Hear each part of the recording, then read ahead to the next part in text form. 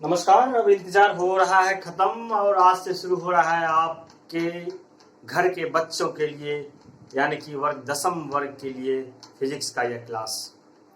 Physics वर्ग 10वीं का पहला चैप्टर है प्रकाश, परावर्तन एवं अपवर्तन। तो प्रकाश के परावर्तन और अपवर्तन को हम थोड़े थोड़े हिस्सों में बांटकर पूरे चैप्टर का अध्ययन करेंगे ताकि आपके लिए वह उबाऊ भी ना हो और आप उसे अच्छी तरह से आत्मसात कर सकते हैं। आइए सबसे पहले प्रकाश के परावर्तन और अपवर्तन में हम सबसे पहले जानते हैं कि ये प्रकाश है क्या। प्रकाश को कैसे हम परिभाषित करेंगे उस पर हम चर्चा करते हैं। तो प्रकाश क्या है? सबसे पहले बच्चों आप ये देखो कि जब आप कहीं पर होते हो, एक अंधेरे कमरे में हो और आप किसी वस्तु को देख पाने में सक्षम होते हैं क्या? नहीं होते हैं। तो किसी वस्तु को देखने के लिए आपको प्रकाश की आवश्यकता पड़ती है। किसी वस्तु को अपनी आंखों से देखने हेतु आपको प्रकाश की आवश्यकता पड़ती है। तो हम कह सकते हैं कि प्रकाश वह माध्यम है जिससे हम किसी वस्तु को देख पाने में सफल होते हैं, देख पाने में सक्षम होते हैं। क्लियर हो गया कि प्रकाश एक प्रकार की ऊर्जा है भी कह सकते हैं आप, या प्रकाश वह माध्यम है जिसके द्वारा हम किसी वस्तु को अपने आंखों से देख पाने में सक्षम होते हैं। क्योंकि आपको मालूम होना चाहिए कि जब भी आप किसी वस्तु को देखते हैं तो वह क्रिया होने के पहले, देखने के पहले एक क्रिया हो जाती है। वह क्या क्रिया होती है? जैसे ही प्रकाश की किरणें उस वस्तु पर पड़ती है और उस वस्तु से वह प्रकाश परावर्तित होकर हमारी रेटिना पर पड़ती है और वहां पर प्रतिबिंब बनता है, तब हम उस वस्तु को देख पाने में सक्षम होते हैं। जिस वस्तु का प्रतिबिंब हमारे आंखों पर पड़ेगा रेटिना पर, हम उस वस्तु के उस आकार को, उस चित्र को देख पाने में सक्षम होते हैं। तो आइए प्रकाश के परावर्तन में प्रकाश के बारे में थोड़ा सा और बृहद आप जानकारी प्राप्त करें। कैसा कहा गया कि प्रकाश हमेशा सीधी रेखा में गमन करती है। प्रकाश ऑलवेज जो है वह सीधी रेखा में गमन करती है। ठीक है, प्रकाश कभी भी टेढ़ा नहीं जाएगा। आप जिधर जाएंगे दाएं मुड़ेंगे तो प्रकाश दाएं जाएगा, ऐसी बात नहीं। प्रकाश सब जगह है। आप इसलिए दाएं जाते हैं तो वहां भी देख लेते हैं, बाएं जाते हैं तो वहां भी देख लेते हैं, दिन में, मगर रात में नहीं। क्योंकि रात में हमें किसी वस्तु को देख पाने में हमें प्रकाश की आवश्यकता पड़ेगी, तभी हम किसी वस्तु को देख सकते हैं। अब बात आती है कि प्रकाश सीधी रेखा में गमन करती है। कहा गया जब आप ऊंची कक्षा में जाओगे तो यह कहा जाता है कि प्रकाश एक सीधी रेखा में गमन करती है और उसके जो कण हैं आपस में छोटे छोटे कण होते हैं प्रकाश के गुच्छों में, वह कण जो है एक गुच्छों के रूप में जाता है और वह गुच्छा जो है कहलाता है फोटोन। क्या कहलाता है? फोटोन। तो यह भी आप आगे की कक्षा में जब आप जाएंगे तब इसको पढ़ सकते हैं, इसके बारे में विशेष जानेंगे। तो प्रकाश एक प्रकार की ऊर्जा है और यह हम सब अपने आंखों से देख पाने में तभी संभव होते हैं जब हमारे आंखों पर प्रकाश या किसी वस्तु पर प्रकाश पड़ता है, वह परावर्तित होकर हमारी आंखों के रेटिना पर प्रतिबिंब बनाता है, तब हम उस वस्तु, व्यक्ति या किसी भी तस्वीर या अन्यत्र कोई भी चीज को देख पाने में हम संभव होते हैं। तो आइए आज हम इसके और कुछ पहलू पर चर्चा करते हैं कि ये प्रकाश जो है चलता कैसे है। तो सबसे पहले बात आती है किरण की, जिसको क्या आप कहते हैं? रे। रे क्या है? रे जो होता है वह प्रकाश जब जिस पथ पे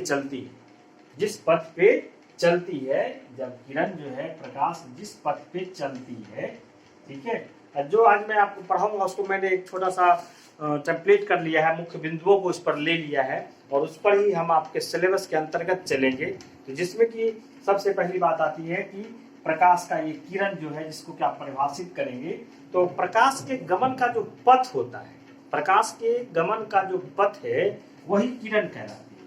प्रकाश गमन का पथ आप कह सकते हैं कि मेरे साथ आप भी रिवाइज कर लें तो कि प्रकाश गमन के पथ को हम किरण कहते हैं। ठीक है, जैसे ये किरण का सिंबल हो गया, किरण का ये चित्र आकृति हो गया। अब देखिए दूसरी बात कि किरण है और किरण के पुंज होते हैं। तो पहला में और दूसरे में हम जब बात करेंगे वह होगा किरण पुंज या प्रकाश पुंज। ठीक है, इसको बोलते हैं बीम ऑफ लाइट, है ना, बीम ऑफ लाइट बोलते हैं, beam of light. Step by step सभी महत्वपूर्ण शब्दावली पर मैं चर्चा कर रहा हूं ताकि आपको ये परीक्षा की दृष्टि से भी उपयोगी हो और जानकारी के लिए भी उपयोगी हो। तो बीम ऑफ लाइट क्या है? जब किरण एक समूह में जाता हो, जब किरण एक समूह में जाता है तो उसे ही प्रकाश पुंज या किरण पुंज कहते हैं। फिर से आप इसे गौर करें, जब प्रकाश की किरणें एक समूह में जाती है, एक गुच्छे में जाती है, तो वह प्रकाश पुंज कहलाता है। आप इसको एक शब्दों में यह भी कर सकते हैं, किरणों का समूह, किरणों का समूह क्या कहलाएगा? प्रकाश पुंज या किरण पुंज कहलाएगा। उसके बाद हम बात करेंगे कि यह किरण पुंज जो होता है ना, 3 प्रकार के होते हैं। कितने प्रकार के होते हैं? 3 प्रकार के होते हैं। तो किरण पुंज जो 3 प्रकार के होते हैं, अगर आप उस पर चर्चा करें तो पहला होता है समांतर किरण पुंज, दूसरा होता है अभिसारी किरण पुंज, और एक होता है अपसारी किरण पुंज। अब देखिए, तीनों पर हम थोड़ा थोड़ा चर्चा करते हैं। ये समांतर किरण पुंज है, इसको कहते हैं parallel beam of light. Parallel beam of light क्या है? तो जब देखिए कि अभी आपने देख लिया कि किरण पुंज कहते किसको, किरणों के समूह को किरण पुंज कहते हैं। तो ऐसे किरण पुंज जो समांतर जाए, जिसकी किरणें कैसे जाए? समांतर जाए। जैसे देखिए, समांतर, समान अंतर, जब ये किरणें समांतर जाता हो तो वह समांतर किरण पुंज कहेंगे, पैरेलल बीम ऑफ लाइट कहलाएगा। उसके बाद हम बात करेंगे अभिसारी, कन्वर्जेंट जिसको बोलते हैं। अभिसारी में क्या होता है कि जब प्रकाश की किरणें एक बिंदु पर आकर के मिलती है, जब प्रकाश की किरणें एक बिंदु पर आकर के मिले, बहुत जगह से आकर के एक जगह एकत्रित हो जाए, उसे क्या कहेंगे? उसे कहेंगे अभिसारी किरण पुंज। जब हम प्रकाश की किरणों को एक बिंदु पर आकर मिलता देखें तब हम उसे कहेंगे अभिसारी किरण पुंज। और वही बात जब हम अपसारी, क्योंकि हम डिवर्जेंट बीम ऑफ लाइट बोलेंगे, ठीक इसके अपोजिट, एक बिंदु से जब प्रकाश की किरणें विभिन्न क्षेत्रों में जाती हो उसे हम क्या कहेंगे? अपसारी। अब इसका उदाहरण बताइए। इसका उदाहरण, आप जैसे एक बल्ब को आप जलाएं, एक बल्ब को आप जला देते हैं, देखते हो कि शादी विवाह में या मंच पर एक से प्रकाश भागता है, डांस लाइट सबको भी आप देख सकते हैं, एक बिंदु से वह विभिन्न दिशाओं की तरफ जाता है। इस प्रकार किरण पुंज को हम समझ गए कि समांतर किरण पुंज, अभिसारी किरण पुंज और अपसारी किरण पुंज।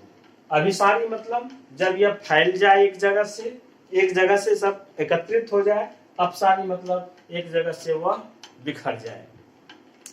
अगर हम अब बात करें इसके बाद, अगर इसको मैं साफ करता हूं, किरण पुंज 3 प्रकार के, समांतर किरण पुंज, अभिसारी किरण पुंज और अपसारी किरण पुंज। अब हम बात करते हैं किरण पुंज के बाद आत्मदीप्त वस्तु की। ये आत्मदीप्त वस्तु क्या है? आत्मदीप्त वस्तु जिसको बोलते हैं सेल्फ लुमिनियस ऑब्जेक्ट। ये क्या होता है? सेल्फ लुमिनियस आत्मदीप्त वस्तु ऐसी वस्तुएं होती हैं जो प्रकाश स्वयं देता हो।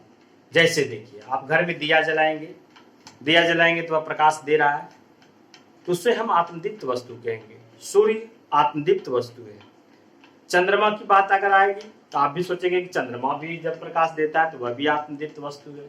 नहीं, चंद्रमा आत्मदीप्त वस्तु नहीं है, क्योंकि वह किसके प्रकाश से चमकता है? वह सूर्य के प्रकाश को परावर्तित कर देता है, उसका अपना प्रकाश नहीं है। इसलिए चंद्रमा जो है अपवाद में यहां आएगा, चंद्रमा जो है वह आत्म वस्तु नहीं है, आत्मदीप्त वस्तु नहीं है। समझ गए? सेल्फ ल्यूमिनियस जो पदार्थ होते हैं। अब आइए इसके बाद आत्मदीप्त वस्तु के बाद हम बात करेंगे, है ना, अदीप्त वस्तु। अदीप्त, ये अदीप्त क्या होता है? नॉन ल्यूमिनियस जिसको बोलते हैं इंग्लिश में, नॉन लुमिनियस। ये क्या होता है? तो नॉन लुमिनियस ठीक इसका अपोजिट, जो वस्तु अपने से स्वयं प्रकाश नहीं देता हो, जिससे प्रकाश ना हो।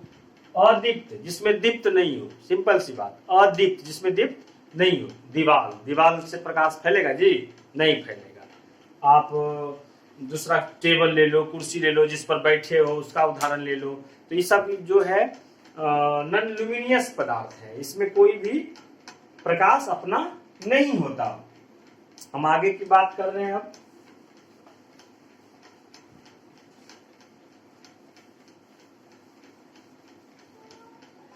उसके बाद देखिए आत्मदीप्त वस्तु और अदीप्त वस्तु के बाद होगा प्रकाशीय माध्यम।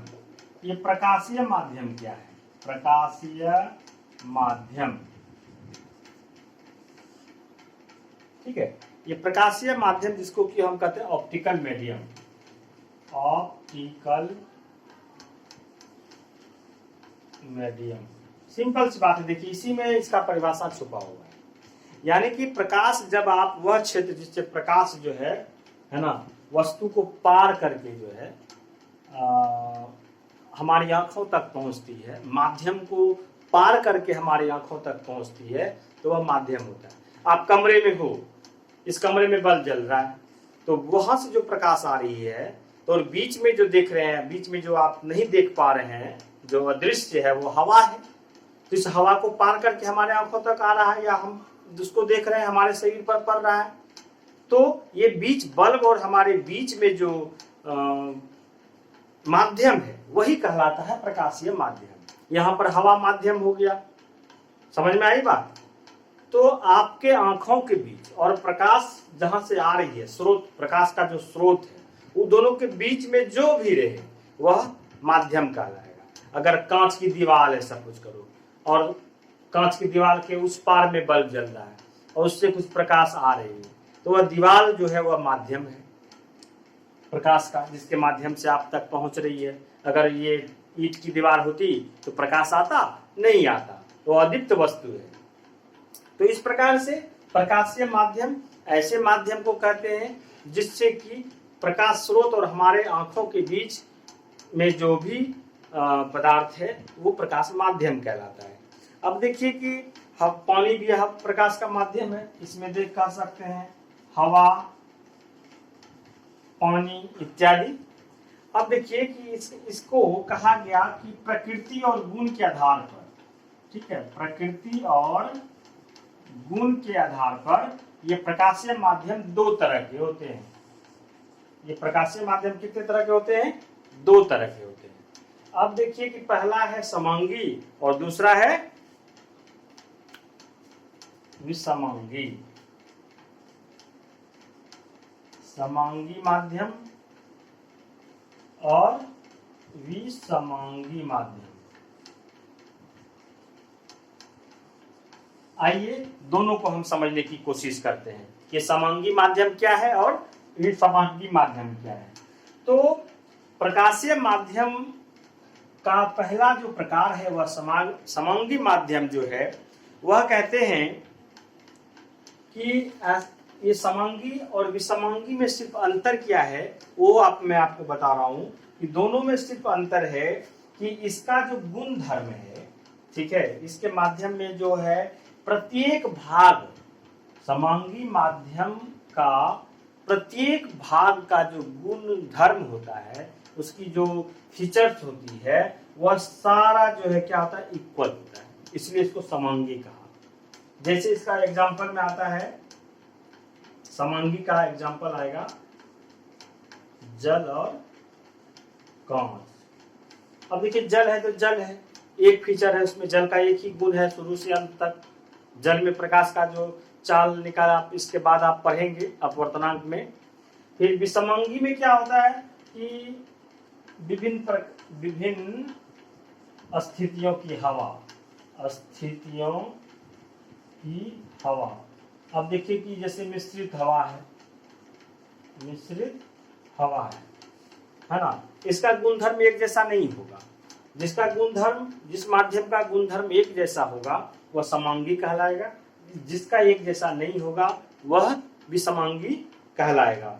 और समांगी माध्यम, विषमांगी माध्यम को आप समझ लिए। ठीक इसके बाद जब आप अगले पृष्ठ पर जाते होंगे तो वहां पर आपको कुछ पारदर्शी पदार्थ के बारे में बता होगा। तो आइए हम चर्चा करते हैं कि पारदर्शी पदार्थ और अपारदर्शी पदार्थ। तो पारदर्शी पदार्थ जिसको कहते हैं हम लोग ट्रांसपेरेंट। ये ट्रांसपेरेंट क्या होता है? ट्रांसपेरेंट यानी कि जिस वस्तु से आप आर पार की वस्तु को देख सकते हैं, हाँ?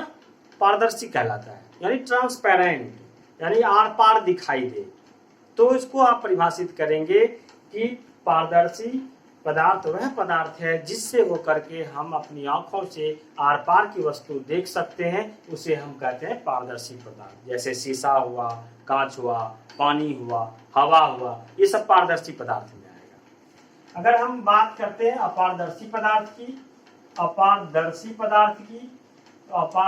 पदार्थ में क्या होता है? बस पारदर्शी का अपोजिट, इसको हम अंग्रेजी में कहते हैं ओपेक।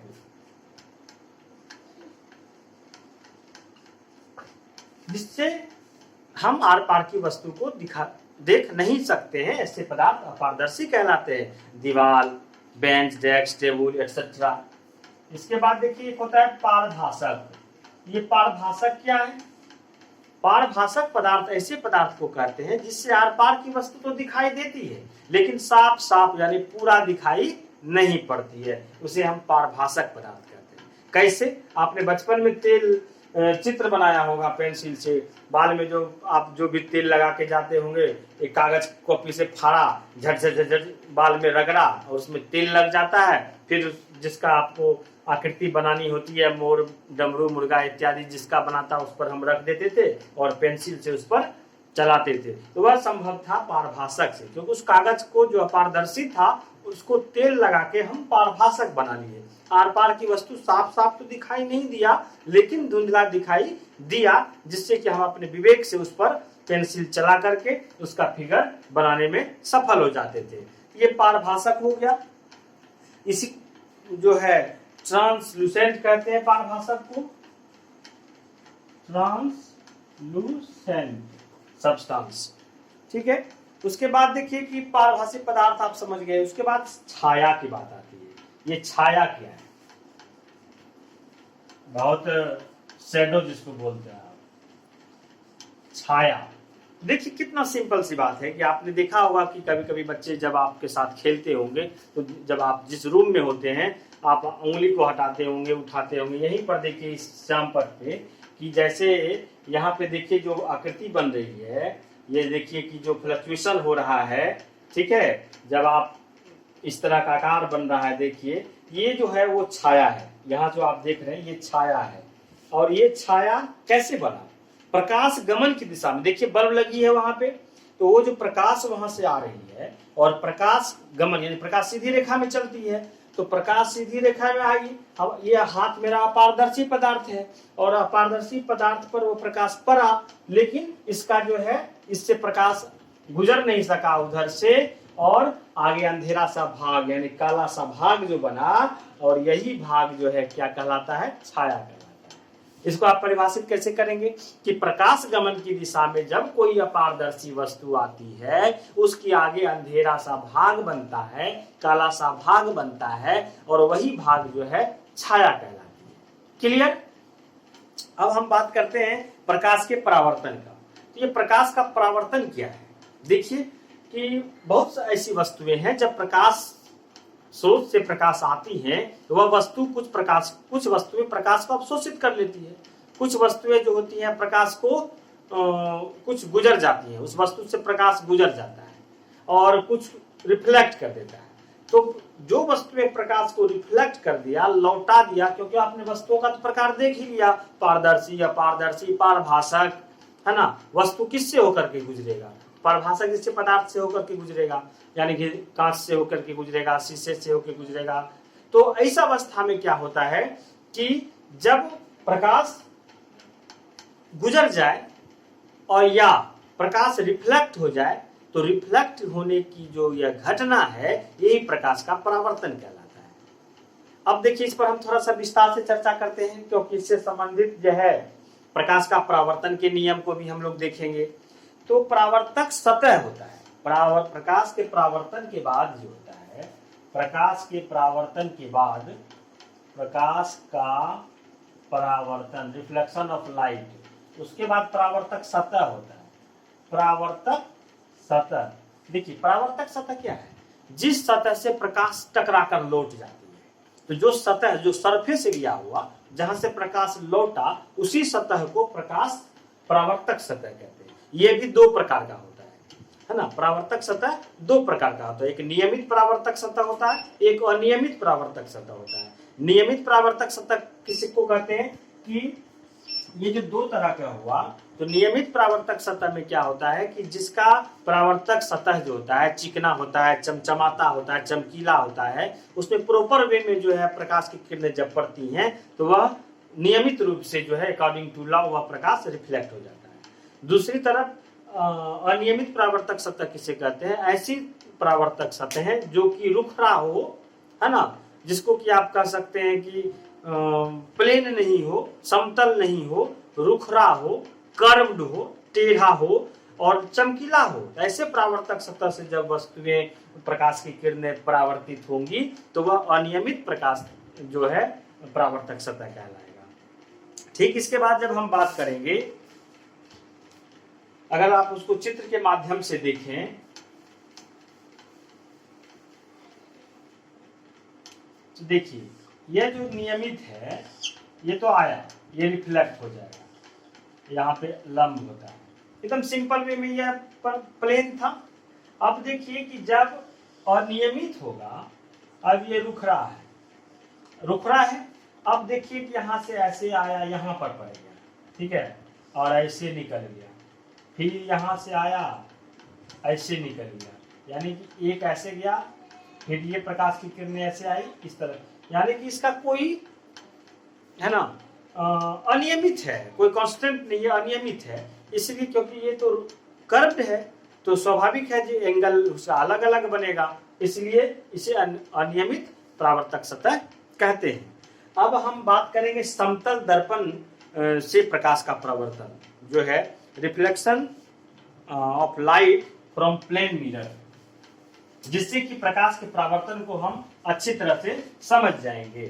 तो समतल दर्पण जो है, ये समतल दर्पण जिसको कि आप प्लेन मिरर कहते हैं, ठीक है, इसको आप मान लीजिए M और N एक प्लेन मिरर है, इसको आप लिख लीजिए यहाँ पे समतल दर्पण यानी कि प्लेन मिरर। थोड़ा सा ध्यान देंगे आप, इसके कॉन्सेप्ट को अच्छी तरह से समझ जाएंगे। अब देखिए प्रकाश बिंब से एक किरणें आई इस दर्पण के O बिंदु पर, और इस किरण को हम दर्शाते हैं ऐसे, जिसे हम कहेंगे आपतित किरण। क्या कहेंगे? आपतित किरण। इसको अंग्रेजी में कहते हैं इंसिडेंट रे। क्लियर?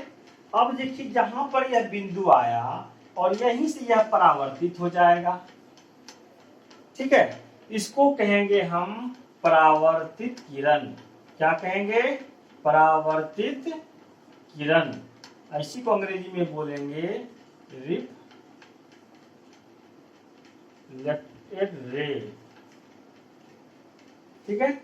और यह जो O है इसको बोलेंगे आपतन बिंदु। ध्यान दीजिएगा, इसको क्या बोलेंगे? आपतन बिंदु। ये आपतन बिंदु को बोलते हैं इंसिडेंट पॉइंट। Incident point. अब देखिए, और इसके ठीक बीच में एक अभिलंब की बात होती है, इसी को कहा जाता है अभिलंब। क्या कहा जाता है? अभिलंब। और इसी को इंग्लिश में कहते हैं अभिलंब को, जो कि आपतित किरण और परावर्तित किरण और आपतन बिंदु पर जो है यह डाला जाता है, जिसको हम लोग कैसे कहते हैं? अभिलंब। अब देखिए कि अभिलंब और आपतित किरण के बीच जो कोण बना उसको बोलेंगे आपतन कोण। क्या बोलेंगे? आपतन कोण, एंगल ऑफ इंसिडेंट। और ये जो है ये बनेगा परावर्तन कोण। परावर्तन कोण जो है एंगल ऑफ रिफ्लेक्शन, इसको आई से सूचित करते हैं, इसको आर से सूचित करते हैं। क्लियर? अब देखिए, अब इसी में दो नियम छुपे हैं।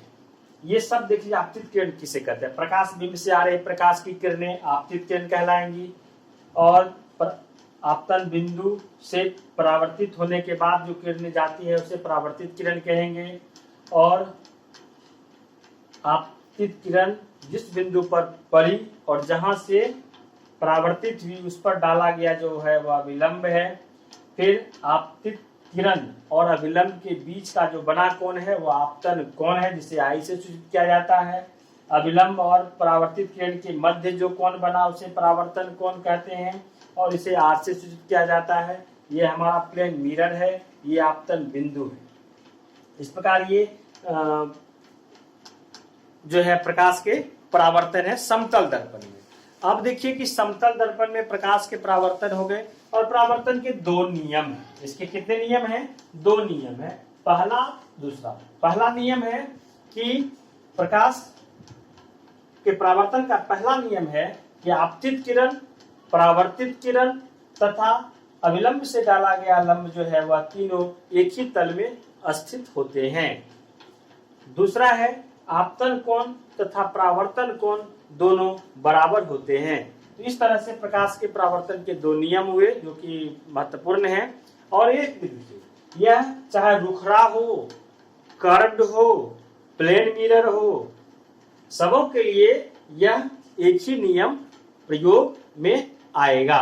दूसरी बात कि इसके बाद हम स्टेप बाय स्टेप थोड़े थोड़े टुकड़ों में हम इस चैप्टर को ले जाएंगे। ठीक इसके बाद हम अगले प्रतिबिंब पे चलेंगे, प्रतिबिंब के प्रकार को देखेंगे और विशेष करेंगे। आप अपने मित्रों को और सहयोगियों को, जो है आपके चाहने वाले हैं, उन्हें भी यह वीडियो शेयर करें। जो आपके क्लासमेट हैं कि फिजिक्स का क्लास प्रदीप सब ले रहे हैं, तो कैसा लगा आपका यह क्लास जरूर आप कमेंट बॉक्स में लिखेंगे। और सभी विषयों की को जो है आप एक प्लेटफॉर्म पर आपको मिलेगा। धन्यवाद।